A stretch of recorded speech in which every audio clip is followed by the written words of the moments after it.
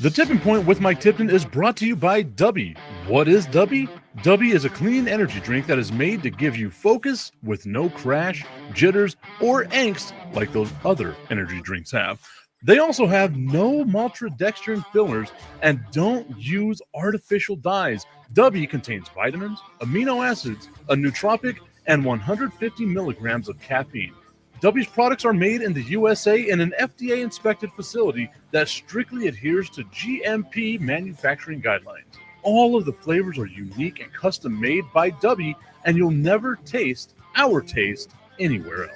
The best part about it is they're affordable. W's drinks come out to about $1 per drink, much cheaper than Starbucks or any of those canned energy drinks. To learn more, visit w.gg.com/discount/MRTipton33 and place your order today. Use promo code MrTipton33 and save today. W Energy, be better. What's going on, everybody? I want to tell you about my new friends over at Cleverman. Visit them online at becleverman.com. What they gave me was the energizing face and beard scrub along with the Cleverman face scrubber. And trust me when I say this, the energizing face and beard scrub smells amazing. Combining it with the face scrubber, making sure that your boy was looking as good and sexy as possible, opened up a whole different sensation in my face that I haven't ever felt before. I felt so clean, so fresh, and so clean, like Outcast said, and it helped me feel like I was ready for my day. Make sure you visit them online at becleverman.com and follow them on Instagram at clevermannyc. The link is up in my bio if you want to check out all the amazing products they have. Visit them online, becleverman.com.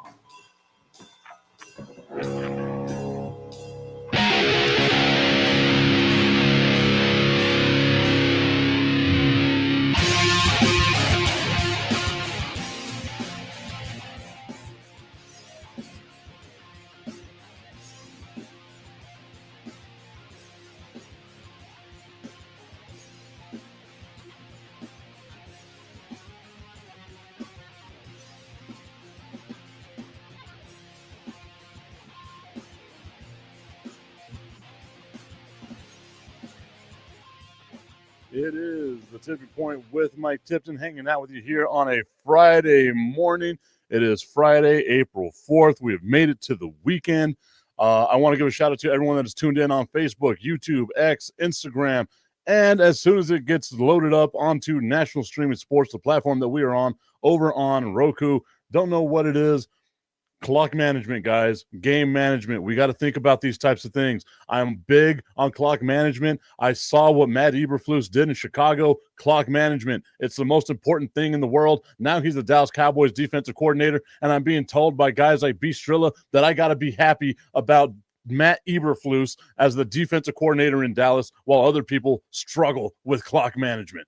Nonetheless, woosah. I am calming down. And part of the reason why I'm so calm today, guys, part of the reason why I'm so happy today is that this is going to be a TIP VIP Friday, but it'll be the sexiest possible TIP VIP Friday because I've got my guy, Agus Ferratu, hanging out with us here today on a Friday morning. Augustine here with us. Augustine, how you doing today, buddy?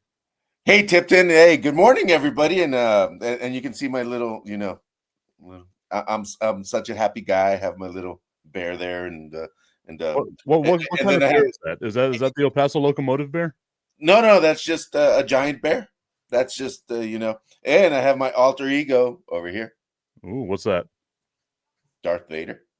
Oh, I've never seen that movie, so I don't understand why that's an alter. That's right. I always forget you haven't lived. Yeah, forget that. I haven't lived at all. I can't wait to see Tommy Carranza's. Oh, he's saying the voice. Oh, goodness, the voice. Which voice? My voice? Augustine's voice? Which one? Hey, I can do Tipton voice too. Oh, yeah. All you got to do is just drop it down a little bit. But you don't have the gravel. I have that natural gravel in my voice. Well, we'll talk about that later. That sounds like Luka Doncic getting stripped yesterday. But anyway. Wow, look at that. All right, so our guy B. Strilla joining in right now. Hopefully the stream gets loaded up over on National Streaming Sports. Tommy Canazzo saying the one that's scratching the chalkboards. Look at this. Oh, they're just coming right after you. Okay, so I'm going to say this. All right, I'm going to be putting out the link here. Augustine and I, obviously, we're going to have a conversation about some stuff that he and I were talking about earlier today. We actually started planning yesterday. Augustine gets to see a little bit of how I do the show. Is I got to watch what's going on in the news cycle the night before, and hopefully, maybe just maybe, sometime out there, I'll be able to build an entire show. And the first thing I saw yesterday, Augustine, which was something that I said I needed to talk about, I definitely just needed to talk about this one, was the fact that Freddie Freeman got hurt while in the shower because he slipped on some soap. First off, I want to ask you, do you believe that that's the way that he got hurt? Because it seems very, very fishy that that's the way a professional baseball player would get hurt. No, he was probably doing some skiing or something. I mean, let's be honest about this. Or he was doing something other than taking a shower, because that's my thing. Well, I take baths. I'm sorry. I'm actually I'm surprised that you didn't start the show in the bath. I'm genuinely surprised by that. The thing is, I didn't have any wine left. Oh, so I said, maybe I'll be quick in the shower and do this quick. Maybe I'll be quick in the shower. I like how you did that. The Donald dance. But here's the thing about professional athletes these days, and correct me if I'm wrong. They make so much money that professional teams, management should have some sort of bylaws in their contracts to actually get them not to do dangerous stuff. And the thing is, there's so much money riding on these guys right now that you can't go ice fishing anymore. You can't go driving recklessly. You can't go doing stuff like this, and you can't be putting soap in the shower. It's really disgusting that somebody blamed Dove or something like that for their injury, that they were doing something that they should not be doing. I don't believe he was in the shower.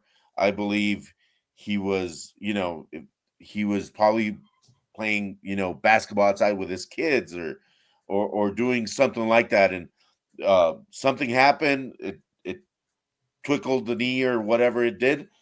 And that's just that. And the team should look into it and investigate what really happened and charge him accordingly. Tommy Canazzo saying you can't shower anymore. I don't think it's necessarily that. I don't think anyone believes that you slipped and fell in the shower, right? Like you're a professional baseball player. I guarantee you have a much nicer shower than all of us do, right? And maybe Augustine has just the most amazing shower of all time. God knows how this man lives, but within my means. In Freddie Freeman's shower, I imagine there's all kinds of anti-slip things and all kinds of stuff that he has in his shower. I refuse to believe that he simply just slipped on a wet part of the shower and then sprained his ankle so bad that he had to miss games. This is the thing, Augustine, is that it was announced yesterday. The injury happened on Monday. Yeah. So there has to have been some sort of we got to find how we're gonna blame what we're gonna blame this injury on, right? Tommy Canazzo saying, what if he was getting freaky in the shower and got hurt? LOL, it's happened to me. Well, in that case, Freddie Freeman, do your thing. That's an injury worth having. At least for me, if I'm gonna get hurt going that way, I'm happy with it. I'm going out the way I want to go out. You know what I mean? Yeah, I mean, Tommy has a point there, but at the same time, having a contract, you're held to a different standard. You're at the end of the day, people depend on you, and that's the thing. No. I mean, at the end of the day, if it's time to get down, it's time to get down. I don't care what time it is, where we're at. You tell me there's an opportunity, I am taking advantage of that opportunity, and I'm making sure that I'm having myself a good shower if that's when it comes down. Tommy, you have opened my eyes to this. I still don't believe, though, that he got hurt slipping in the shower. No, maybe he was trying something he read in a new book, and that's how, like, he was trying something out of the Tantra. But come on now. a new book. What are you talking about? That's like a 2,000-year-old book. No, but I'm just like he, you've been in a relationship for a long time. You got to look for some freaky things to do. He goes and he buys the Kama Sutra, and next thing you know, he's in the shower trying to do a move that his body is not flexible enough to do. Ew.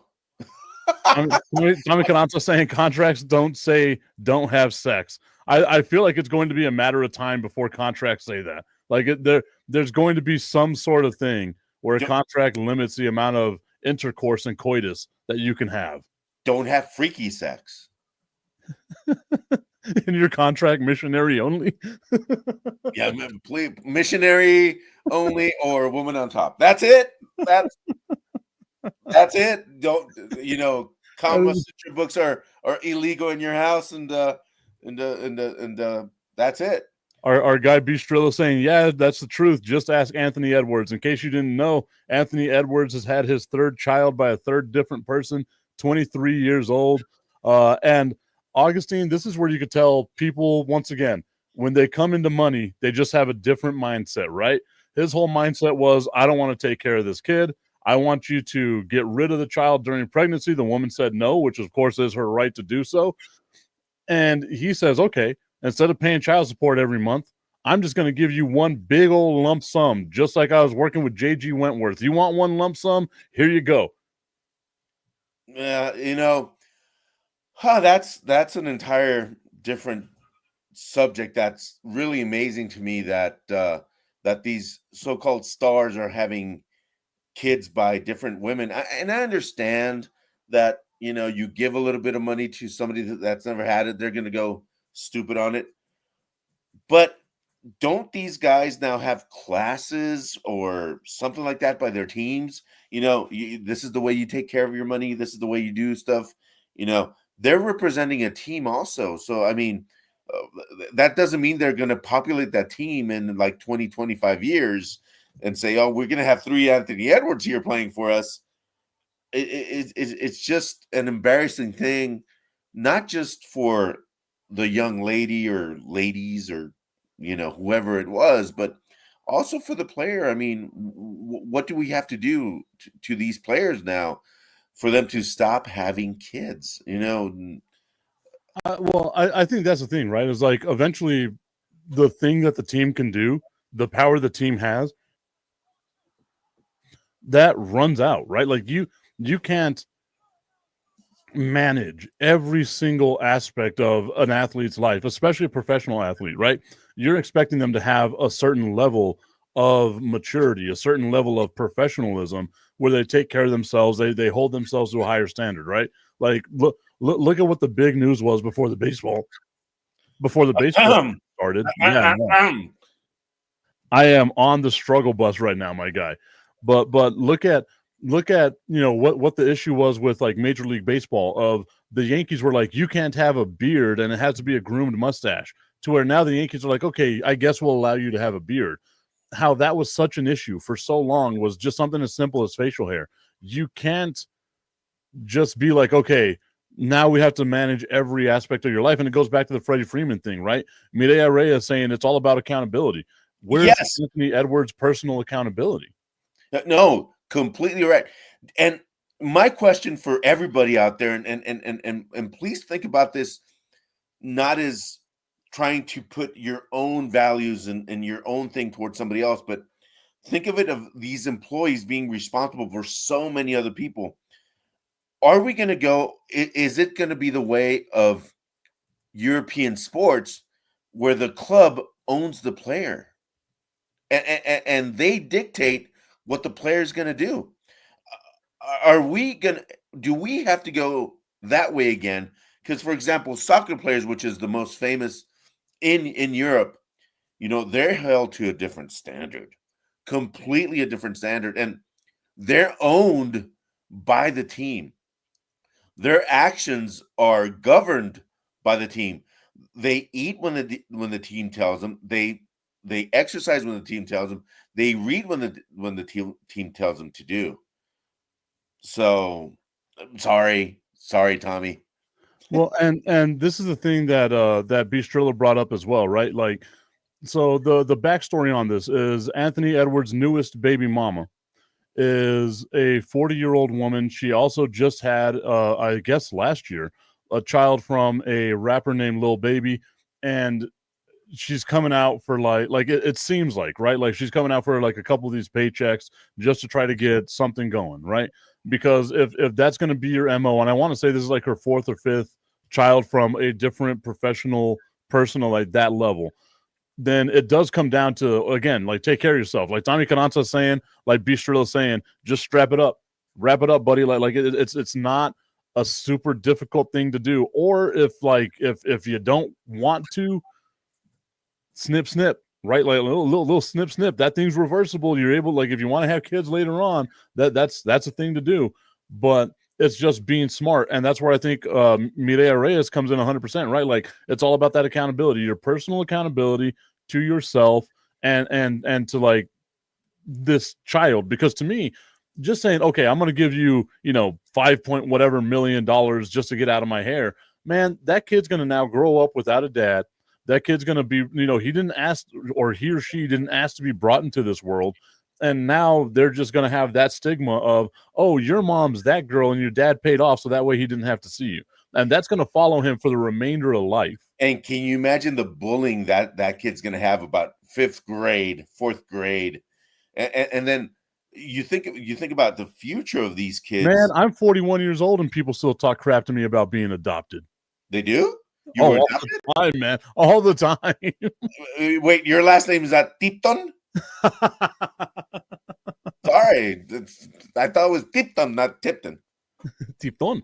It would be a completely different show. The Tipping Point with Mike Tipton. That would be a Costa Rican show. But anyway. I would have been deported. Yeah, it would be huge. I'm bad. I'm horrible at that. But anyway. No, I just think Mireya, she completely knocked it out of the ballpark, and that's the main word right there, accountability. And that's a lot to read, Mireya, and I think Tipton's doing it right now while I speak. Yeah, so I'll say it. When she says, when educators who earn a lot less are held to a higher standard, why wouldn't higher paying athletes that why wouldn't they keep the same standard for higher paying athletes, whether we like it or not? They are role models, right? And it goes back to that old commercial from back in the 90s, Charles Barkley, I'm not a role model. Unfortunately, you are. Unfortunately, you've laid down the blueprint as an athlete that you're going to inspire some kid that could maybe follow in your footsteps to want to be a professional athlete as well. And they're that ugly kid you do. I'll say it right now. The reason why I gamble, the reason why I smoke cigars, the reason why I'm such a horrible person is because I looked up to Michael Jordan. I almost got through that without laughing. He did not know that he was this horrible until I mean, we knew he was bad. The reason why I'm ultra competitive and sociopathic, Michael Jordan. Yeah, blame. I want to be like Mike brings a whole new meaning. Tommy Cananza saying, yeah, that's messed up. If you want to have unprotected sex, man up and take care of your kids. That's 100% the mindset, right? Like that, and that's the way it should be. Mireya Reyes saying also the spread of STDs is everyone's problem. They are becoming social problems. That's my main thing, dude. Like I was always smart enough to make sure, I'm protecting myself. And I was always worried about that, man. Like, I'm 41 years old, knock on wood. I haven't had anything. I plan on not having anything. And I couldn't. Destiny would kill you. I think you would kill me. Yeah. But like that's one of those things, man. Is like, I can imagine being one of these people. You got to go around telling people, okay, this is what I got.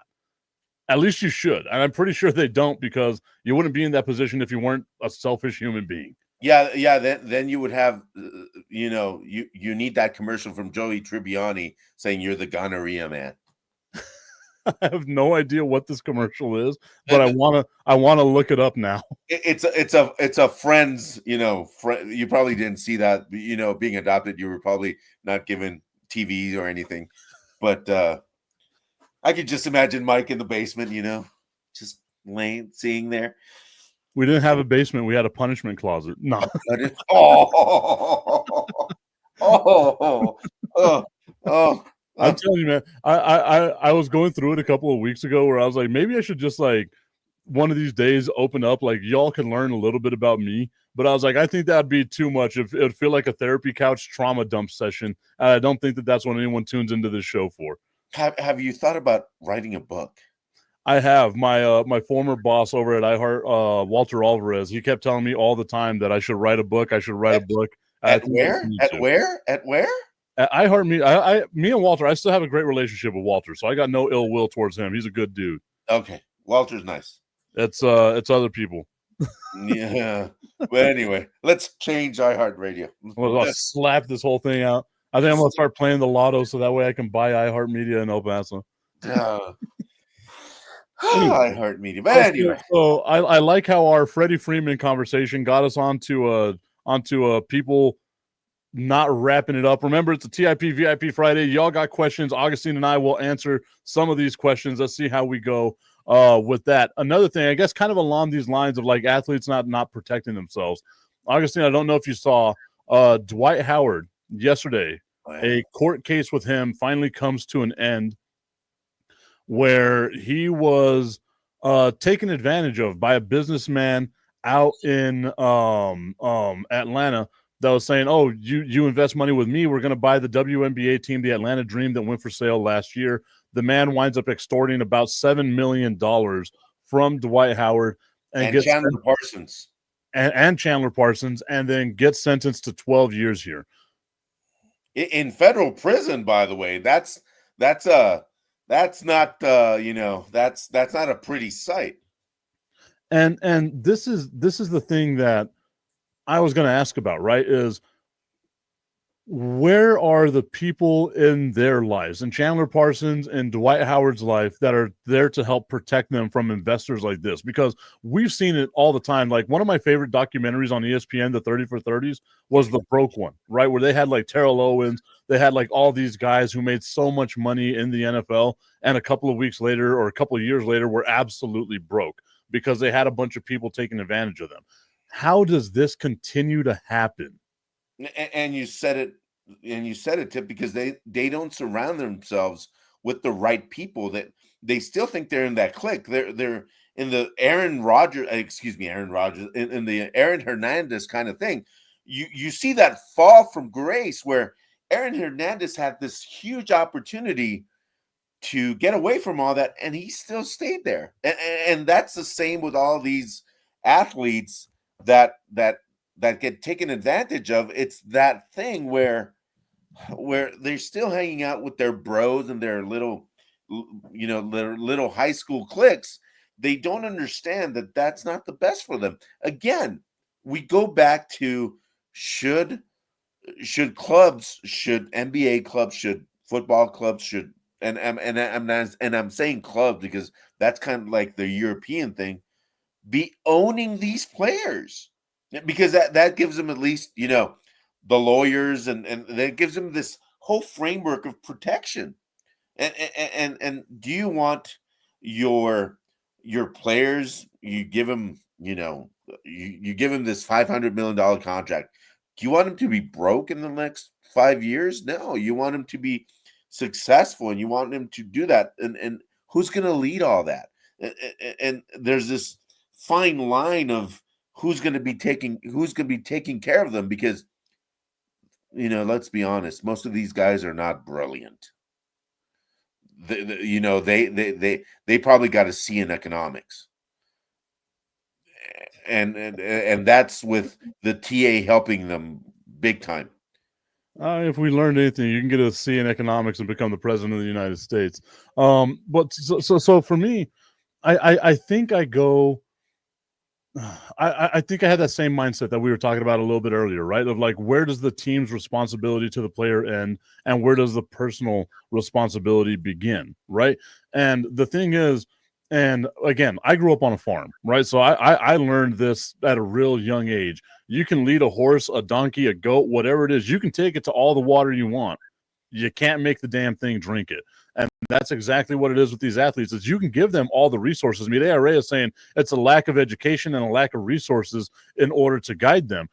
I don't think it's necessarily that. The NBA has classes, the NFL has classes, Major League Baseball has classes repeatedly, time and time and time again for the athletes, not just for, whenever they come in, but for career building afterwards. My guy, Ryan Hollins, who I got to, produce while I was at ESPN, he got into that position at ESPN because he took advantage of a course that the NBA offered for players that wanted to be in the media after their career. And he did this course for 6 years, learning how to do these things because he was investing in his future. So the resources are there. The education is there. It's just up to the player to do it because, again, you can lead the players to where the resources are.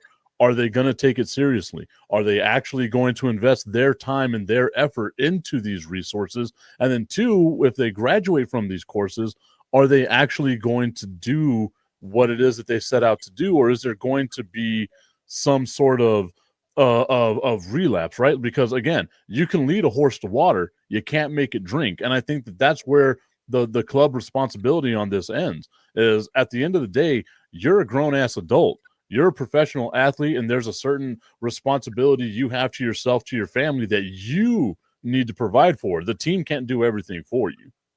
Yeah, you say something, and it's really great, but I come back to whether the club owns you or they don't. And that's where I think, yeah, you have personal responsibility, but also how many times have these athletes been put, since most of the athletes in the NFL and the NBA and NHL, they're the prime athletes. They're I don't think they've ever had responsibility in their lives. I mean, quite honestly. So is it now the club's, responsibility to actually do it? Because I don't think if you think about it, how many actual athletes in the NBA, NFL, and all that, very few went to Yale, Harvard, and et al. And had a 4.0. It just, should that be a continuance of babying them throughout and maybe having them grow up in the club itself? So it's a really harsh thing. But I think this is where it comes down to, right? Is the owners of the team own the club. They don't own the individual. They're paying the individual. It'd be like if your job was telling you this is what you have to do time and time and time again, right? Like I'll take it back to me being a teacher. How many times was I as a teacher? How many times have you as like an employee of your company? How many times have you been in these meetings where you're like, your mind is just somewhere else? Doesn't matter what's going on. All the time. Exactly, right? So they put us in a position where it's supposed to help us succeed, but it's up to us to actually pay attention and do these things. They pay us, right? They don't own us. They give us guidelines on how we're supposed to act. I remember as a teacher, I got in trouble once doing my show because I graduated from Socorro High School. I wore a Socorro High School shirt supporting my guy Omar Thomas, who's the head coach over there now, right? And the school that I was working at, the school that I was working at was like, well, Mr. Tipton, you represent this school all the time. Like, you shouldn't be wearing that Socorro High School shirt. And I'm like, well, if you know anything about me, I'm proudly Socorro. Like, one of the few things I'm proud about with my life is I went to Socorro High School. Shouldn't be proud about that, but I am, right? Like, and for me, it's like, okay, there's only so much that you can do as like the owner of the team, as the general manager of the team, because at the end of the day, again, if we're talking about accountability, and that was brought up whenever it comes to talking about sex, we're talking about accountability. If that's what we're going to talk about, then it needs to be the players holding themselves accountable too. Getting, like you said, getting out of that situation. Dude, it was tough for me too. And I realized at one point in time, I have to join the military if I want to change my life, because I was tired of going to jail. I went to jail 3 times, right? Like, there was only a matter of time before it was going to be something that caught up and just prevented me from living the type of life that I wanted. So I made that mindset up. I changed my mind on my own to say, I'm going to change my situation. I'm going to change my situation so that way I can do this. And that was without the resources that these dudes have. Yeah. It just comes down to the mindset. Yeah. Mireya Reyes going on saying, you also forgot that these athletes dedicate themselves mostly to athletics and not to development. They need to literally be taught. And then our guy Beastrilla saying, it's like parents with their kids. You can teach them so much, but at the end of the day, they're individuals and they make their own choices. And I agree with that 100%, man. I agree too. But at the same time, we baby these athletes so much from high school. If they're the top, athletes and all that, they get babied so much. Is it also on us to be doing that? Is the burden also on us, on society, on all these people that baby them so much that they don't let them grow up? So I'll just I think that that's a wonderful question. I think that that's what it comes down to is you get a lot of coaches out here, especially basketball AAU coaches, where you're the greatest thing that ever happened to this basketball court. Everything you do is special. You're special, blah, blah, blah, blah, blah. I think that that mindset needs to change. And I think I've told you, Augustine, I have a background in psychology. I've done a couple of things like that. I also did a positive deviance, which is one of the coolest classes I ever took at UTEP. If you ever get a chance to take one of those classes with Dr. Sengal, do it.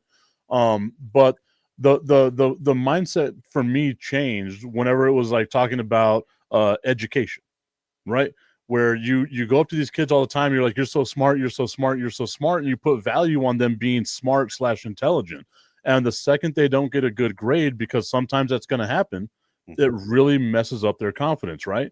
So for me, what I went from saying you're so smart to you worked your ass off.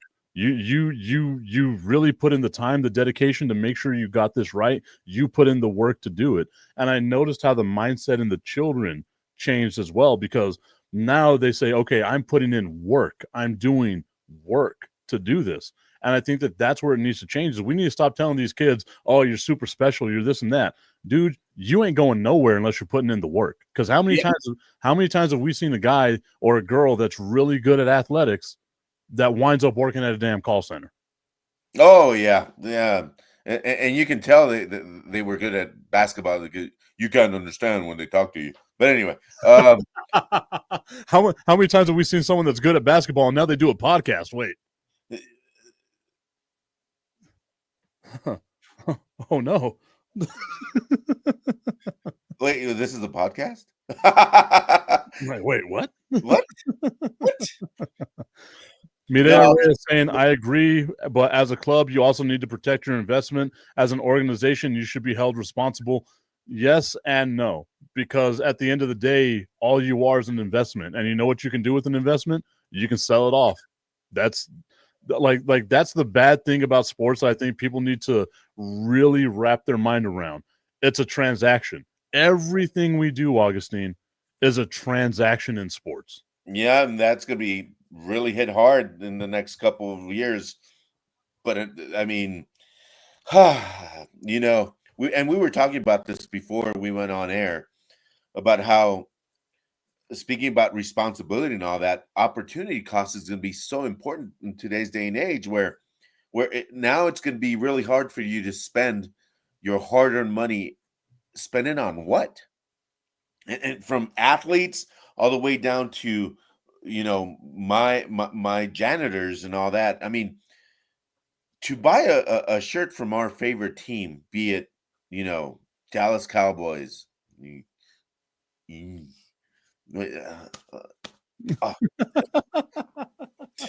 I felt dirty there. I mean, Is that what you do? You slap yourself when you feel dirty? Because that felt kind of odd to me. That felt a little more sexual than I wanted it to be. No.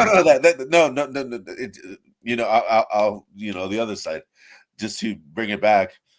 But if you're gonna buy a shirt from a team or a hat or anything like that, with in today's day and age, all those prices are going to go up. So what are you going to buy now? Are people going to fly out and go to sporting events the same way, or are people going to buy those shirts the same way? Because we were talking, about and let's say it tariffs and opportunity costs and how things are going to get more expensive, and this goes everywhere. It's going to affect us all in a certain way. But here's the thing.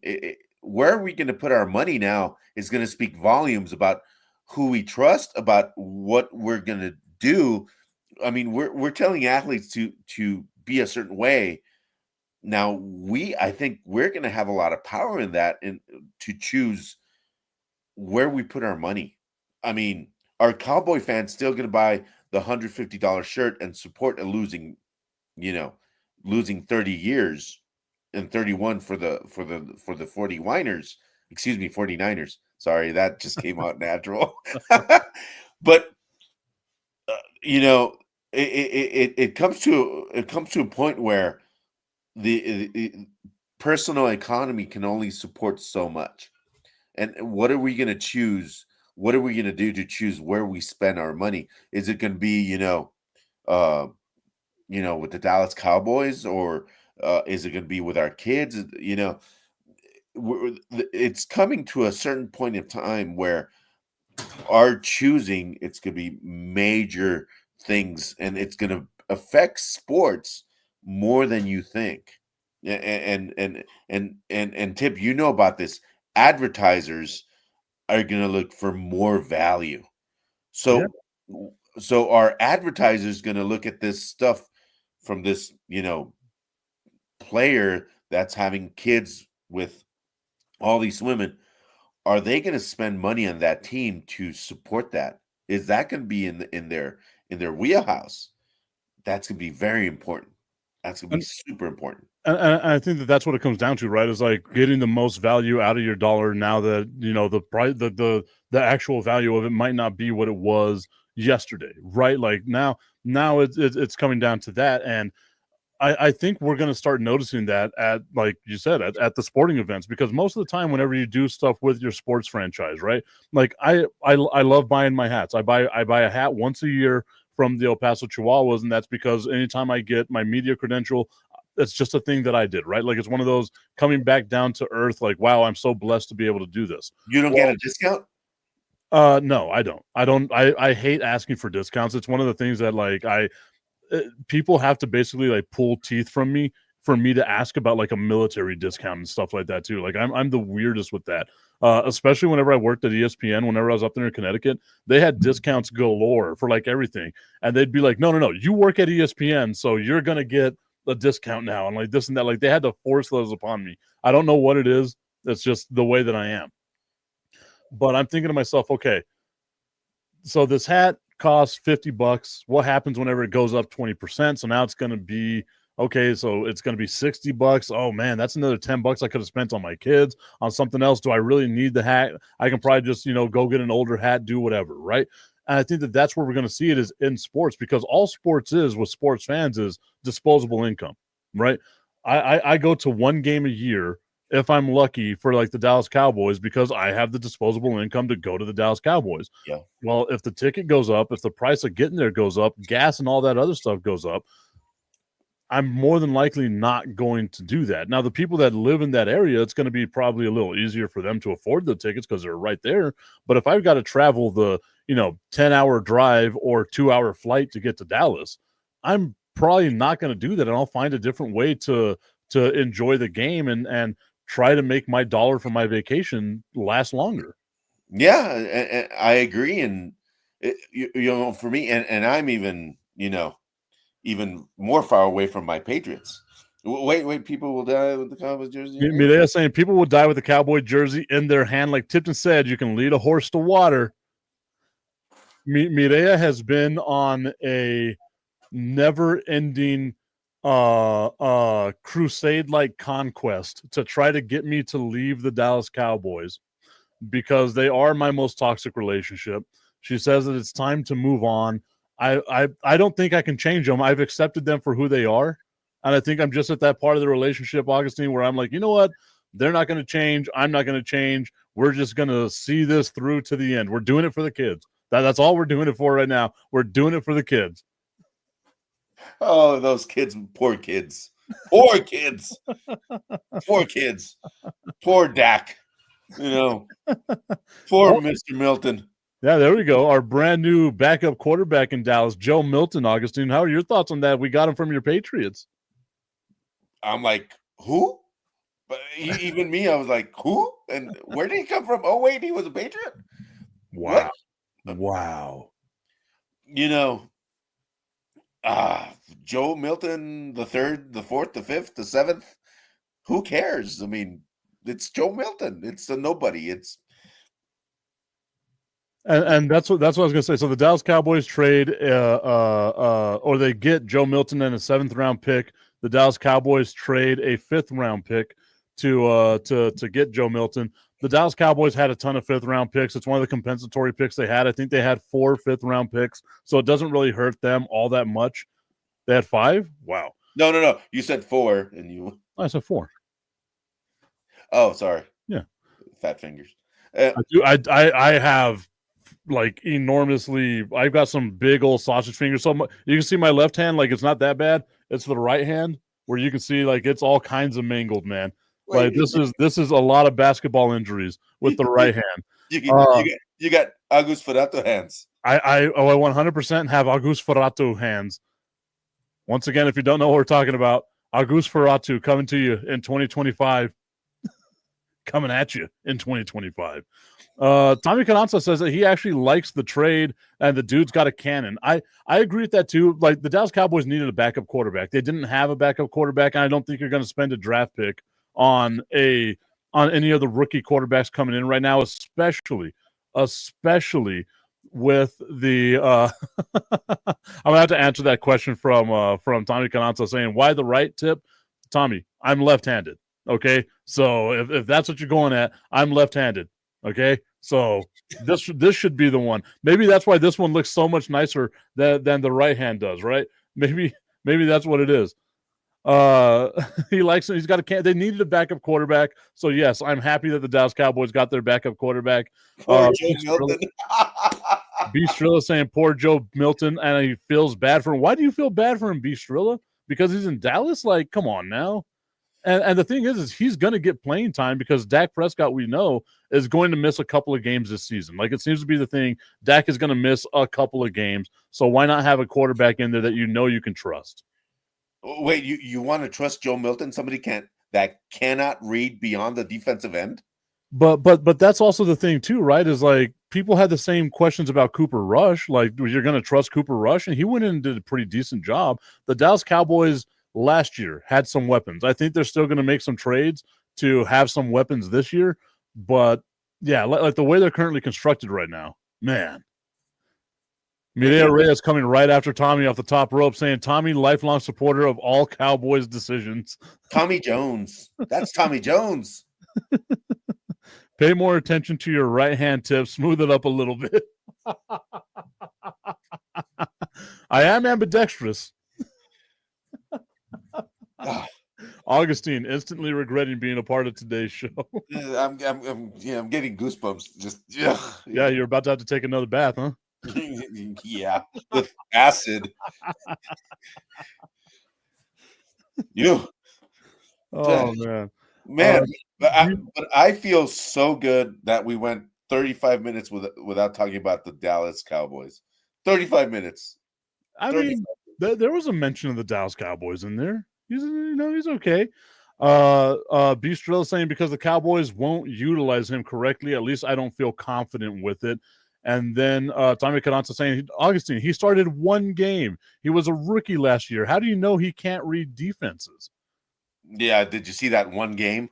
But like I would push back on that with, okay, well, we saw how Brian Young was, not Brian Young. Why can't I think of Bryce Young in Carolina? His rookie season, people were ready to give up on him. He's the biggest bust in the history of the NFL. He should have drafted C.J. Stroud, blah, blah, blah. They should have drafted C.J. Stroud. But last year, if you remember, the Carolina Panthers at the end of the year went on a hell of a run, and Bryce Young was looking really good as a quarterback. So I think it could just be time. You just need time. No, but he's still 4'2". I mean, he's not going to have a big future in the NFL. Let's say this: the NFL is a big boy sport. I mean, Doug Flutie, Drew Brees, like Kyler Murray, they're all doing pretty good as short-sized quarterbacks. I wouldn't draft him. I mean, I wouldn't draft Drew Brees. I wouldn't draft any of those. I mean, if you're not 6'3", I'm not drafting a quarterback. If you're not 6'3", I'm not drafting. I sound like the whatever podcast now. I'm sorry, but if you're not 6'3" and can read at least the linebackers, and I'm not going to draft you. Simple as that. Joe Burrow, when he was at LSU, you could tell he's going to be special. When you look at certain quarterbacks at college level, you know they're going to be special. And they're the ones who deserve to be in the NFL. Peyton Manning, when he was in college, you knew he was going to be special. So the one regular season start that Joe Milton had, he went 22 of 29 for a 75.9% completion percentage, 241 yards, averaging 8.3 yards a completion, a touchdown, a long of 48, and had a passer rating of 111.4. That's pretty damn decent, dude. Yeah, against who? Against the Buffalo Bills. Really? Yeah. Against the Bills? Against the Bills. And the Patriots win 23-16. Great pickup, Dallas. I mean, I didn't like, again, I know he's a backup quarterback. Backup quarterbacks are going to have a good day every now and again. Sun shines in the dog's ass, right? But I mean, a broken clock is right 2 times a day. I mean, and so is Dak Prescott. So I mean, now you have the opportunity of being right 4 times a day. So at least we got that one working for us. Yeah, at least. Bistro saying not necessarily that's true, Augustine. Context. Now I understand. Now you understand how hard it is, huh? Yeah, now I get it. Now I'll put context. The conversation moves quickly, Augustine. It's different being on this end, ain't it? What? Where am I? No, but clearly, I mean, and we went through a bunch of subjects here, and clearly, it's about talent. It's about who's playing there, and clearly, we see that Joe Milton is not the answer at Dallas. He's a backup quarterback. Dak Prescott is not the answer at Dallas. Jerry Jones is not the answer at Dallas, and Mark Cuban should buy the Cowboys. I mean, there's no way that's going to happen. No way at all that's going to happen. Tommy Canazzo saying he also made some big plays in that game. I went back and watched it last night. I love the dedication of watching the Bills and the Patriots from January 5th in that game. And then our guy Bistrillo saying knowing what quarterbacks in college is that they're talented, about knowing what quarterbacks in college that are talented. And let's not forget, Augustine, you're the guy a couple of weeks ago that was like Kenny Pickett. He's a good quarterback because of what he did in college. And Joe you know, Milton, had a pretty good college career too. Well, I was talking to a really good friend of mine, and he's a Steeler fan, and we were both agreeing that Steelers really did a mess up with Pickett. Really messed up because you know, at least we both thought that Pickett was going to be the answer long run for the Steelers. He has that winning. He's got the height. He's got the strength. I think he can read defenses. I think he's good. He would have been a great, long-term solution for the Steelers. It's not like Ben Roethlisberger and that weird name. It's not like he came in and started just, doing everything well for the Steelers. He was a 3-year project.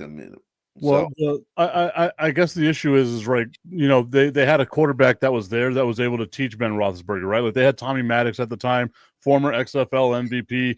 They went to an AFC Championship game. Like they were a good team that he had around him. Big Ben did early on in his career. I imagine if Kenny Pickett was there right now, like now that you've got George Pickens, now that you've got DK Metcalf, now that you have some receivers for him to throw the ball to, that any quarterback in my mind can be successful with those guys. The one thing that's always going to be the knock on Kenny Pickett is he has tiny little hands. His hands are so small he can barely grab a hamburger. It's very sad indeed that he can't even eat a burger the way that he should be able to eat a burger. Not like me. Not the biggest hands in the world. Everyone sees them. Look how big they are. That's a hairy hand. But anyway, it's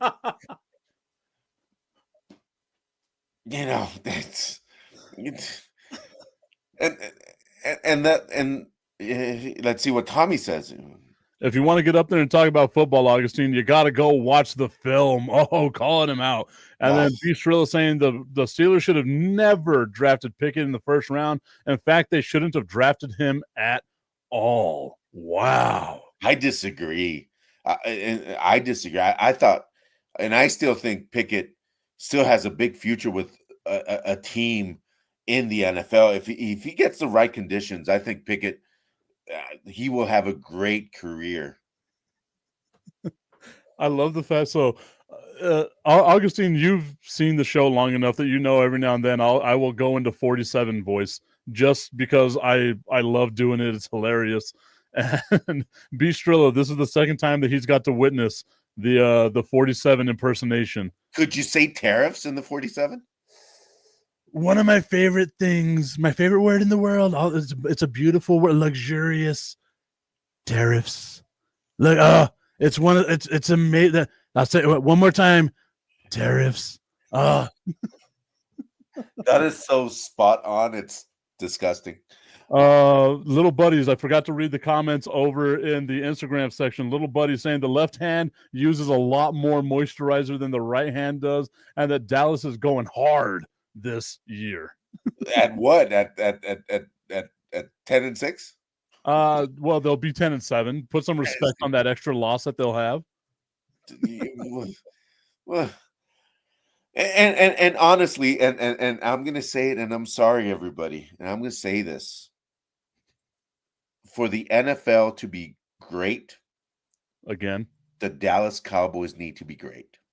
Oh yeah. And that's the thing, right? Like the NFL is still it's the crown jewel of all American sports, I would say, right? Like I think Premier League is probably just ahead of the NFL as far as global influence goes. Oh yeah. But I would say the NFL in the United States, it's that amazing of a product. But if the Dallas Cowboys were a team that was actually worth talking about, that wasn't just a middle of the road team seemingly year in, year out, the NFL is better that way. It's kind of like the NBA. When the New York Knicks are good, when the Lakers are good, the NBA is a lot more fun. When the Cowboys are good, the NFL is a lot more fun, and you get more storylines because, again, there is no middle ground. Love them, hate them. That's it. Yeah, I agree completely. And I've been lucky enough to travel all over and but I never wear a Dallas Cowboy cap or anything because that's just a 1-star rating. And but I've been all over and people everywhere in the world recognize the brand. Oh yeah. People in Europe, in South Africa, in other places that I've been to, they recognize the brand, and for the NFL to do better, the Cowboys need to be at least a playoff team. Are they a playoff team this year, Tip? Are they a playoff team? I don't think so. Like best case scenario, I think they're a wild card team, if that, and I really don't think that they are. I think that division, again, is Washington, Philadelphia. Those are going to be the two creams of the crop. Dallas is going to be fighting off the Giants at the bottom of the division. Tommy Cananza saying the Cowboys have been mid for 30 years and the NFL is still great, but if the Cowboys win it all, the NFL will be even better. Mireya Reyes think the Cowboys are going to go 7-10. 6-10, I know, is what everyone's used to. Remember, we got a 17-game season now. But Augustine, there are talks about it becoming an 18-game season. What are your thoughts on that? Yeah, I mean, I think NFL, baby. If they take away some of these other games like preseason, but I think that's just way too much wear and tear on the body. That's way too much. That's what the plan is that they're going to, instead of having 3 preseason games, it's going to go down to 2 preseason games. I think that, honestly, I think we can get away with the preseason. It's done. Yeah. But also with the NFL, with the way these rules are changing, it's going flag football, man. It's going flag football and football and rugby. Yeah, and Tommy, you talk about. Oh, I saw that. Oh my goodness! I love the never dying, unrelenting optimism of Tommy Carranza with the Dallas Cowboys. I love it, my guy. Tommy, we all need to have lunch one sometime, man. I mean, I could imagine Mireya's fingers were on the keyboard, just going at it, just like there was smoke coming off the keyboard right now. Yeah, and if I think that happens, whatever you're drinking, whatever you're smoking, you got to share that stuff with us, man, because you're seeing something in the future that none of us are able to see right now. not even Conan O'Brien is looking at that, Aaron And Rodgers everybody's like, ayahuasca would have never given him that. Okay, and I'll say this much, Tip, and I know we're man, this hour has gone so fast. It's been the fastest hour everywhere. See, I can't do it. I can't do it like you, Tip. I can't do it. some people have said that this has been the greatest hour in podcasting history. By the way, probably I'm not the only one saying it. Some people, others have said it. Who's the dark horse this year? I need 4 dark horses in the NFL. As far as like who I think, I mean, contenders and not being pretenders. Okay, contenders. I don't know if I want to call them contenders, but what I'll say is like teams that I wouldn't be surprised if they made the playoffs this season. Number 1 is going to be the New England Patriots. I really like what the Patriots have done in the offseason. If they're able to draft Travis Hunter, it's going to set them up a little further than most people.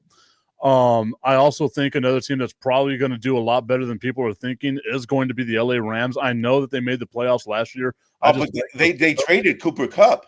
Yeah, but in his place, you got Devontae Adams, and that to me is that's an increase in talent, buddy. Mireya also coming, she and I thinking the exact same way. The Green Bay Packers, I like what Green Bay's done. And then in that same division, the Chicago Bears. I love what the Chicago Bears have done, basically solidifying an entire team around Caleb Williams now. Our guy Gary tuning in right now saying good morning to everybody. Good morning to you. Hey, Gary. As well. Our guy, Little Buddies over on Instagram saying Campbell and Parsons will lead Dallas this year. Parsons, the most overrated player in history of the NFL? No, not at all. Not at all. Not even close. You're drunk. You're drunker than Tommy smoking crack while he's doing all this stuff with Donald Trump. While he's got your hand. But anyway. My right hand. That's just crazy. But no, I mean, sports, man. Parsons was just, he was figured out last year. Let's tell the truth. He was figured out. I mean, a lot of it was he was getting double and triple teamed. Like the whole time he was double and triple teamed. Mireya Reyes saying the Raiders. I think the Raiders are going to be better than they were last year, but it's also because you can't get much worse. Yeah, the Raiders are, the Raiders are the Las Vegas Raiders. We always forget that. No, I don't, because I want to go have me a fun time in Las Vegas. I want to go check out that stadium one of these days. Oh yeah, that stadium is beautiful, but nothing better than SoFi. Nothing better than SoFi. People have been saying that the Raiders stadium is the most luxurious stadium in the NFL. All right, everybody. I think that's a good place to end the show. Yes, please end. Augustine, I appreciate you for being a part of today's show. Everyone, we will see you again next week. Hope you all had fun. We will see you all on Monday. Have a good one, everybody. See you Monday, people. You all know there are hundreds of betting sites out there, but don't be fooled. Some sites are legal in some states only. Some sites pay in Bitcoin, and some sites have even been hacked. However, BetUS has been in business for over 30 years. They have future bets that are paying out in the thousands, and there's still time for you to bet on the Super Bowl, the National Championship, and even the NBA Championship. Just use the QR code right here, and it'll take you to the BetUS site. BetUS. Check it out and bet responsibly. Are you a fellow car guy? I have a 2008 Ford Mustang GT convertible, and nothing makes me happier in that car than when it's nice and clean. You know who helps me get there? RevAutoCarCare.com. They help me get that pony looking as nice and shiny and ready for any of the car meetups that are all around the great city of El Paso. Spoil your car and go to RevAutoCarCare.com/Tipton and view all the inventory they have and find out what works for you to help make your ride shine. RevAutoCarCare.com/Tipton. Use promo code Tipton33 at checkout to save 15%.